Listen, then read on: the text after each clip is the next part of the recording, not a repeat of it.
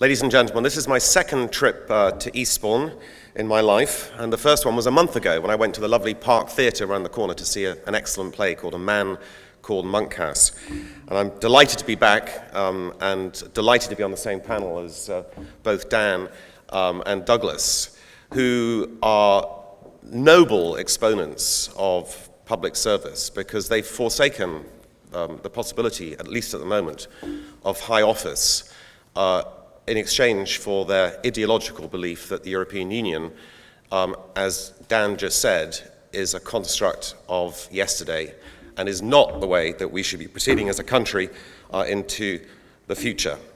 And I support Brexit, and I'm one of many business people who support Brexit, although, as Douglas said, the portrayal by the media is that somehow or other the business community is firmly aligned in staying in Europe.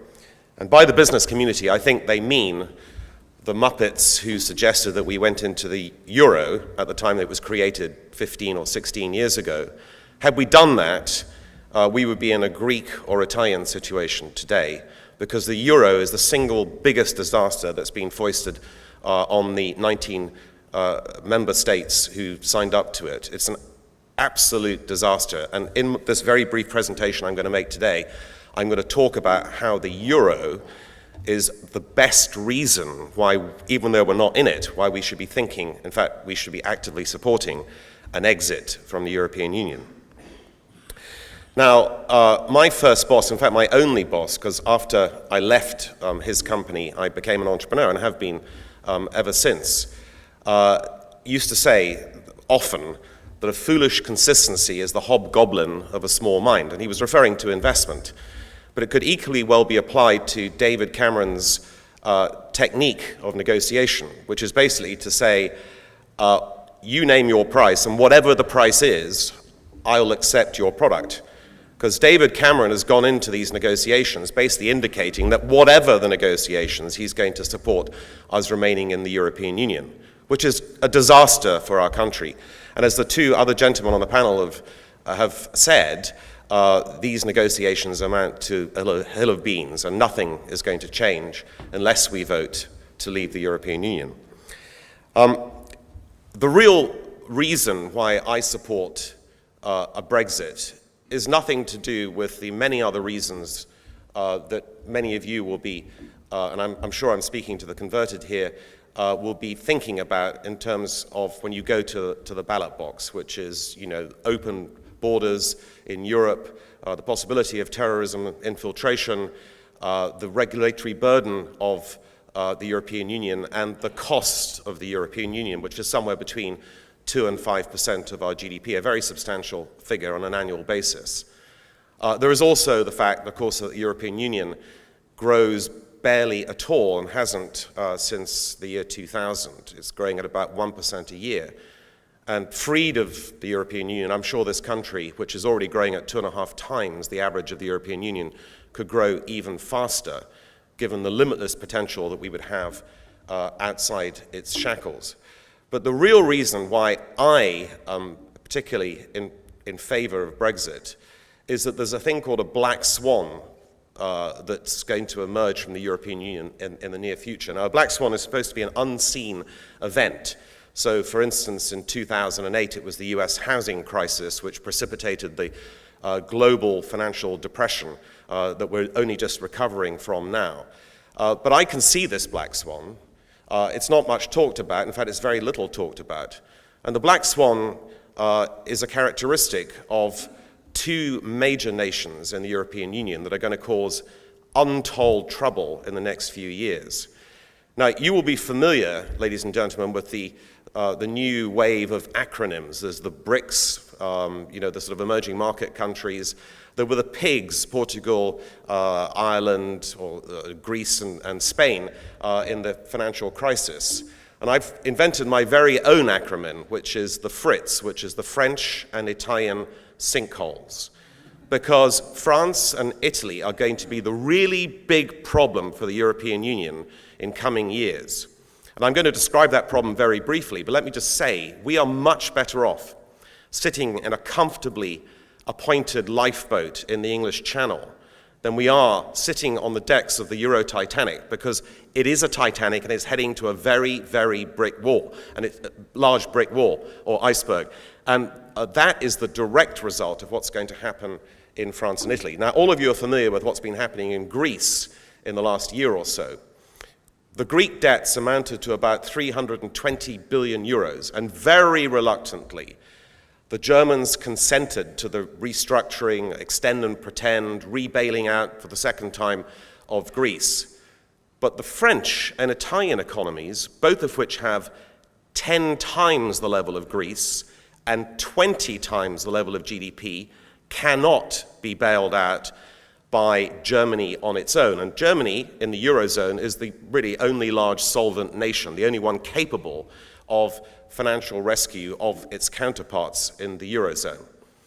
The UK happens to be the second largest economy in the European Union and the other major solvent nation, but luckily we're not in the Eurozone. Now, it's my contention that both France and Italy cannot, under any circumstances within the Eurozone, with a single currency, repay their debts. And those chickens are going to come home to roost in the relatively near future.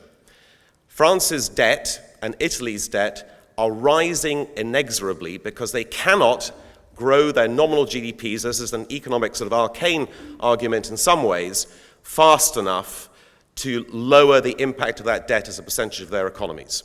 They will never be able to repay their debts as they currently stand, and sooner or later, the international financial markets, which own half of the French debt and half of the Italian debt, will wake up to that fact, and interest rates on French and Italian government bonds will go through the roof, and people will refuse to buy their bonds.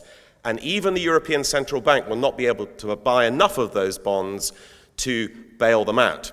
And the Germans will be left with the bill of restructuring France and Italian debts and will refuse to pay it.